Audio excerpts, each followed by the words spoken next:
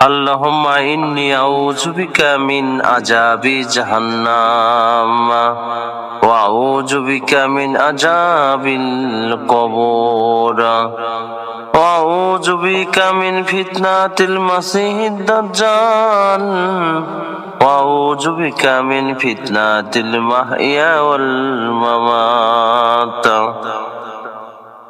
ও আমার ভাইরা, আমার বন্ধুগণ, আমার এর অর্থ হলো, হে আল্লাহ, নিশ্চয় আমি আপনার কাছে আশ্রয় চাই জাহান্নামের আযাব থেকে এবং কবরের আযাব থেকে, মাসিহি দাজ্জালের ফিতনা থেকে এবং জীবন ও মৃত্যুর ফিতনা থেকে আশ্রয় চাই। ও আমার ভাইরা, আমার বন্ধুগণ, আমার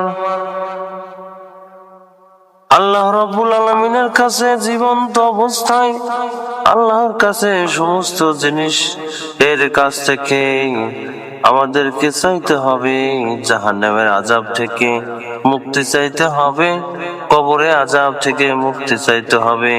মনে রাখবেন, আল্লাহ রাব্বুল আলামিন যদি মাফ না করেন, কারোর কোনো ক্ষমতা নাই জান্নাতে যাওয়ার জন্য।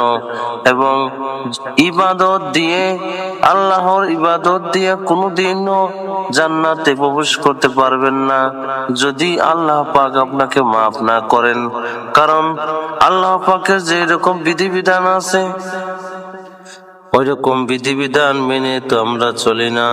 কাজেই আমাদেরকে আল্লাহর কাছে সমস্ত জিনিস থেকে পানাহ চাইতে হবে, জাহান্নামের আযাব থেকে, কবরের আযাব থেকে এবং ফুলসিরাতের দ্রুত গতিতে পার হওয়ার জন্য আল্লাহর কাছে দুনিয়াতেই বেঁচে থাকা অবস্থায় আল্লাহর কাছে বেশি বেশি মাফ